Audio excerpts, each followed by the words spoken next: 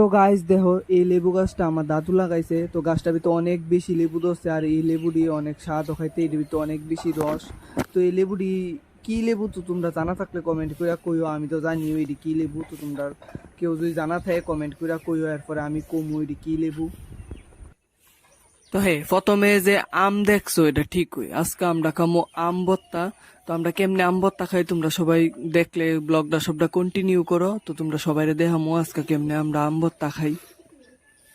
তো এই যে কবুতরটি আমার পিছে পিছে ঘুরতেছে, এই যে খাওয়ান দিতাম, যতক্ষণ খাওয়ান না দিমো এটি আমার পিছে পিছে এমনি ঘুরবো। এই যে দেখো অনেকটি মাটি, তারপর অনেকটি চালের উফরে কি করতেছে, মানে খাওয়ান।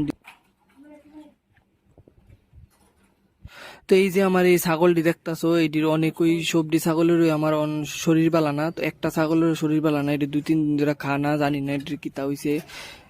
মানে তোমরা সবাই প্লিজ এটির লেগে একটু ঠাকুরের কাছে প্রার্থনা করে আমার ছাগলটির সবজি যাতে শরীর ভালো হয়ে থাকে। আমার মন অনেকই খারাপ, আমার ছাগলটির শরীর বালান না। আর যে এই ছাগলটার এটা তো অনেক কিছু হয়ে গেছে, এটা জ্বরও আইছে, আরো অনেক কিছু হয়ে গেছে গা।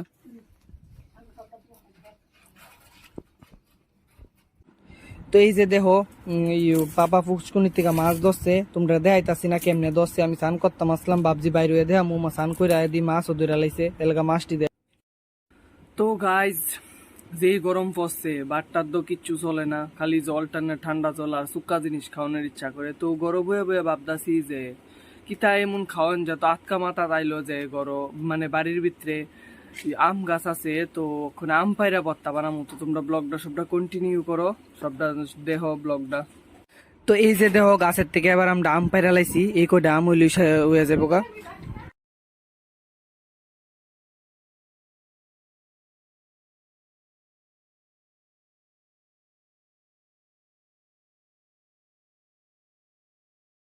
তো এবার আম টাম দইয়া টইয়া সাজছি, তো এবার আম কাটার ফালা। তো এই যে দেখো আম কাটবো ওখানে।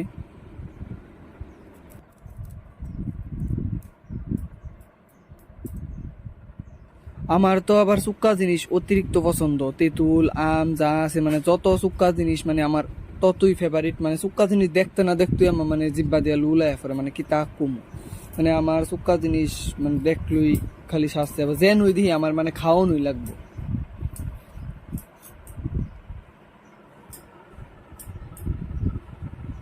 তো এবার আম চুলায় সারলো, তো এবার আম কুড়াইবো। আম ভর্তার ব্লগ দেখা কার কার জিবে পানি আইছে তো কমেন্ট করে কও সবাই।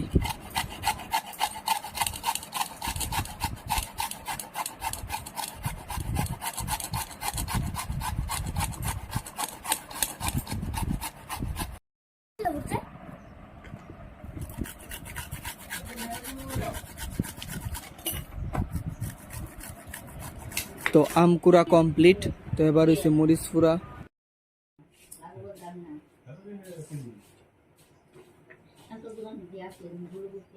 তো ভর্তা যত রেডি হইতাছে তত আমার মুখ দিয়া জ্বলাইতাছে, মানে কি তাকুমো পারি না, অক্ষণই খাই লাইতাম। আর জানি কতক্ষণ লাগে ভর্তা রেডি হইতে, ওখানে চিনি টিনি লবণ টবণ দিয়া যাচ্ছে, তো ওখানে মাখবো এরপরে খামু। আমার তো আর মানে পারতাছি না।